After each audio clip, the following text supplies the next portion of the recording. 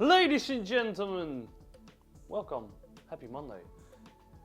We're going to continue with the analyzing. Today we're going to analyze the mistakes that we made in our demo match, and I would like to highlight that. I took myself as much as possible, but sometimes, thank God, somebody else makes mistakes as well. I don't want to say mistakes are bad, it's just a very good method to learn and to see what happened. And highly recommend to record your own game and to watch it back and to see what you did very well and to see stuff you should do a little bit better.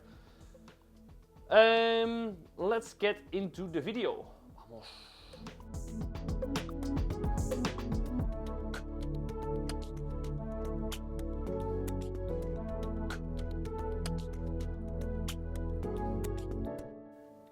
So the first mistake is what I would say is something that is very important, is that you're not looking at your opponent carefully enough.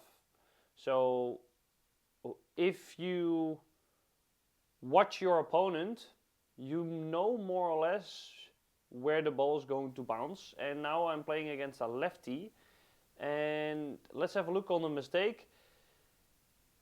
If you see that your opponent is hitting, you have to watch more or less, in my opinion, where your opponent is hitting the ball. Because if you watch that very carefully, you know where the ball is going. So if you're playing against a left-hander and the left-hander is hitting the ball here, then you know it's not so likely that they play it to the fence. So let's watch that. So I'm pressing play. Is already going to the net. It's not super important, everything, but in the end, after we lose the net position, we play the Llop, and I'm out of position, and I'm there. So if you look very carefully, so I will do like a slow-mo here. If you look very careful, you can see that my opponent is hitting the ball on his left shoulder.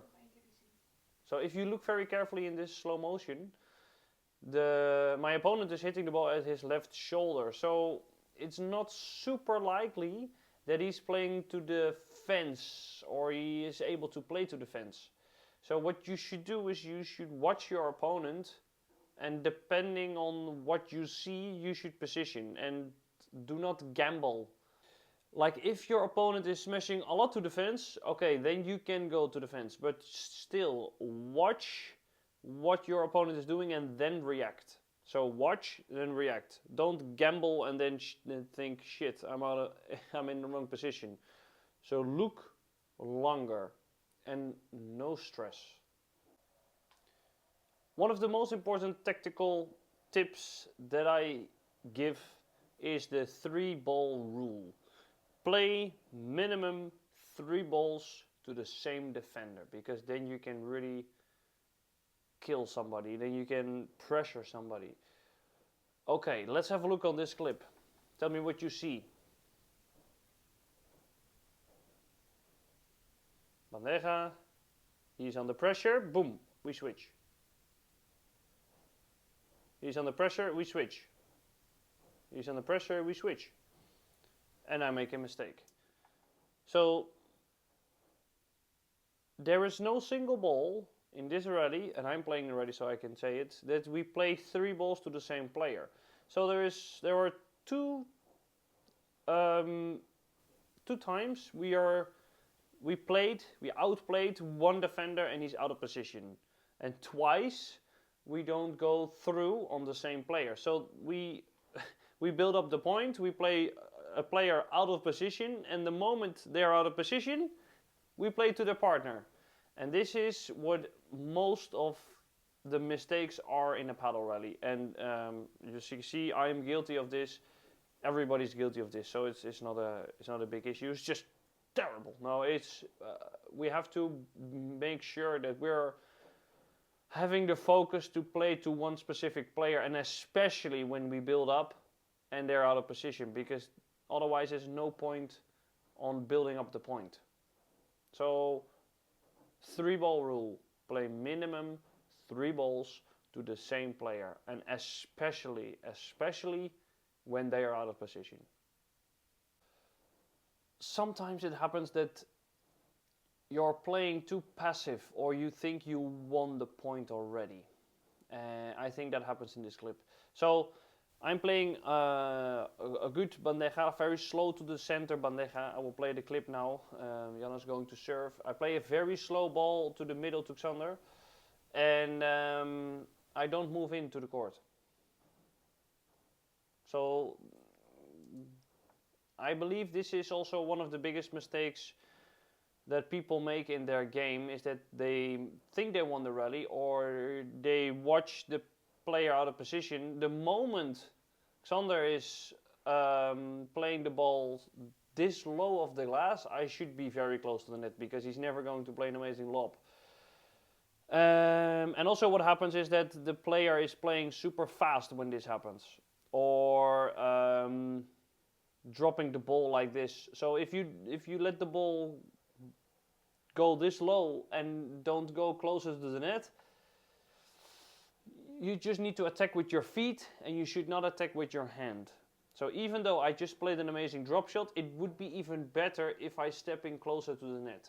So every time you play the good ball and your opponent is out of position, move in closer to the net. That's what this tip is, the tip number 3 of today. We have another example of not so amazing defending of myself. I am stepping forward too early.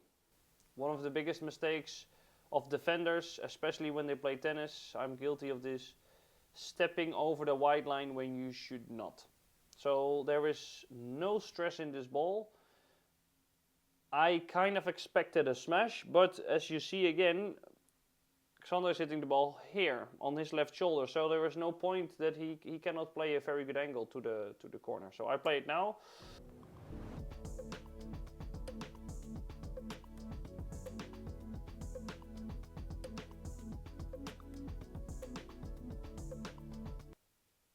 So I'm reacting too soon. So it's okay to react later, because you can see the ball's clearly going to his left shoulder, so there's no point in, and I saw that, in reacting. So I expected the smash, but he did not do that so much in this match, because also we play a demo match, which you don't want to play very short points. I highly recommend to react later. Don't go over the line just because you expect something to happen. If you can see he's clearly arching his back, or he's clearly going underneath the ball, or is moving faster than normal, he's going for the smash. So try to watch the signals very carefully. Okay, one of the biggest mistakes is, I think, switching and not playing with the same partner, because you know more or less where they're going to play. So now I'm playing with Jan. I never played with Jan before. We actually played good together. It was a nice match to play with Jan. But you see here that Jan is attacking the backhand, and I don't know which I normally play with, but I'm clearly covering the wrong part of the court. So if you know more or less what your partner is normally doing, you can expect where to go. So I play the clip.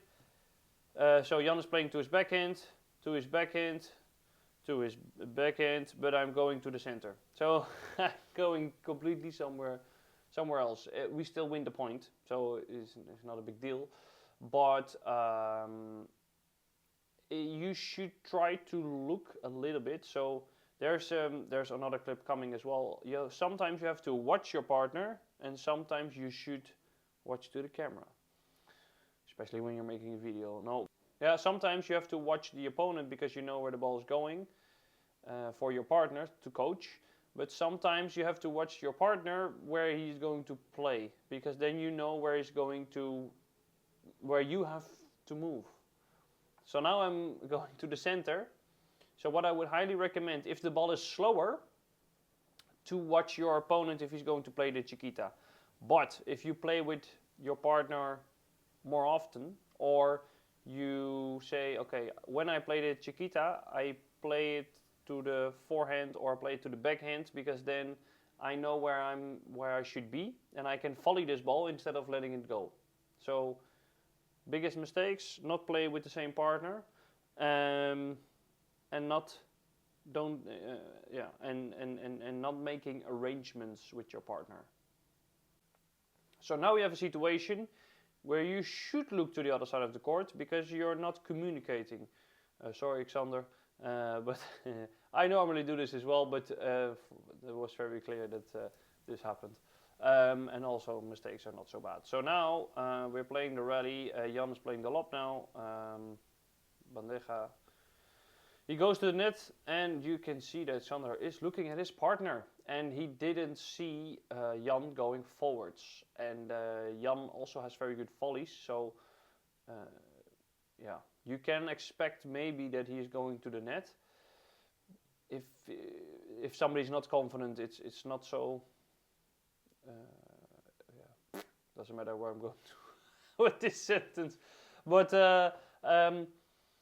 Always watch to the front if this is a lob, because you can tell your partner where the ball is going to be and also where your opponents are going to be. So if you watch forwards, you know where your opponent is going to be. And you can tell your partner, two at the front. Jan is at the front. Sven is at the front. Sven is at the bar. No, it's weird. Two at the net. Right player at the net. Or left, backhand forward, forehand forward. Or think of something to help your partner with, because what can he do in this situation? I will slow down. He can play to me, because I'm at the back. So he can say, Jan, or what I prefer is Sven is at the back. So now we have the same. Smash, he just had the ball. It's just still with the communicating. So now Jan is already there. He's already drinking coffee at the net. And now it becomes like a surprise.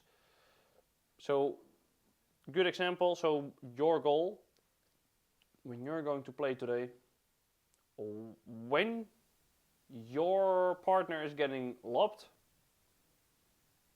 watch the net. And tell your partner who is at the back. If somebody's at the back. If they're at the net, say they're at the net.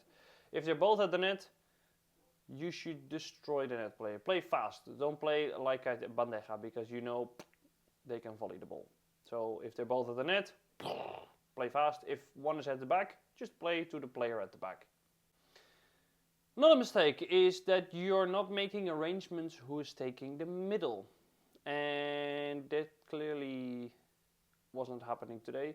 So in the general rule, cross court will take the middle. So if Xander with every paddle, Theo at the back of the court, my cross court partner is defending and he is playing to the center, it's my ball and I should take it. And that's something that you have to discuss with your partner. Maybe you are extremely so much more better than your partner that you have to take the middle, but you have to tell your partner, I'm going to take the center. So I will play the clip. You can see that the ball is going to the middle and I am not defending the ball. And also you should not gamble where your partner is playing.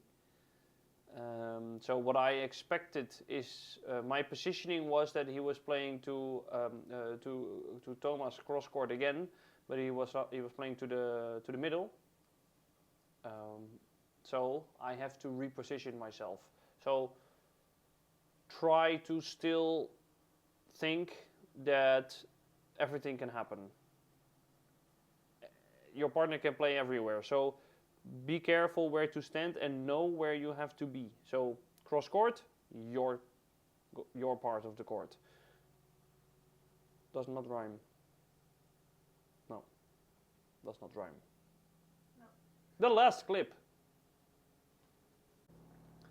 One of the other mistakes is the lob and where you're playing the lob. This is something that we have a nice Friday group now with a good level. And I've focused on the lob a lot in a couple of last weeks when training them. The lob is the most important shot in the world.